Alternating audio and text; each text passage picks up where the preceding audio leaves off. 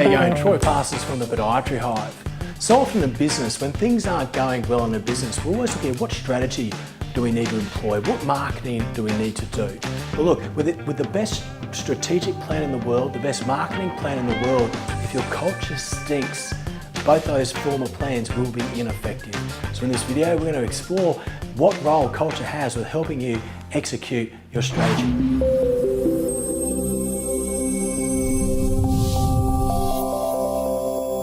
Okay, so in business, we always get very obsessed with achieving the target or the outcome that we have for our business.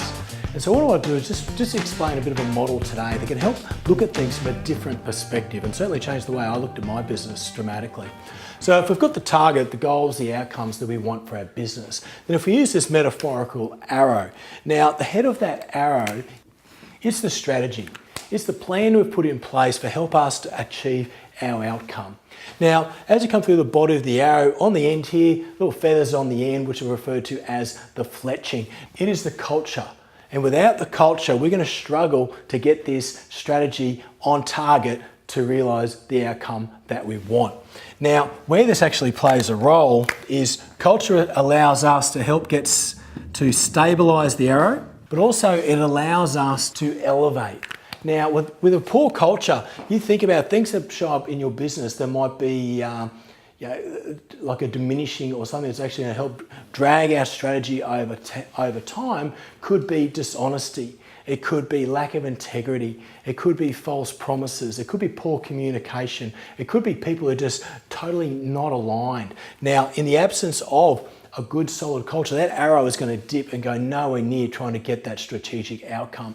However, if we've got an aligned team that has a common goal, an agreed set of values, basically they have each other's back, there's a strong integrity, trust and honesty amongst the team, that's the sort of thing that's going to help keep that arrow elevated as we start to work towards realizing our strategy to execute our goals.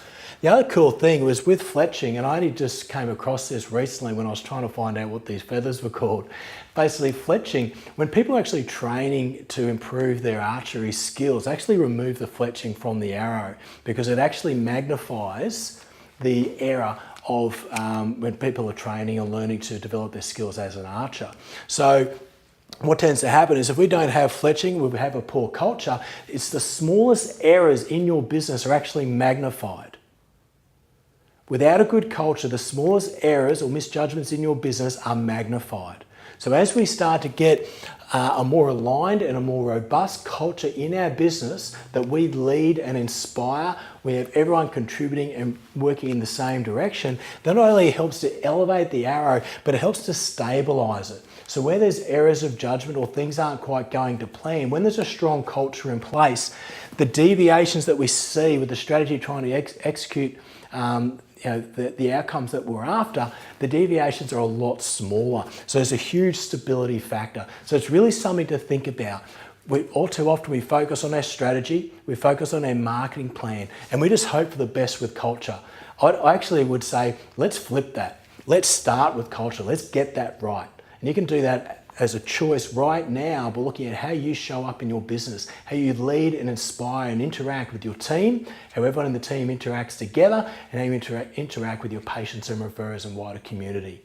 So it starts with culture, and how important is it? It's 8 times more effective than strategy. In fact, culture eats strategy for breakfast.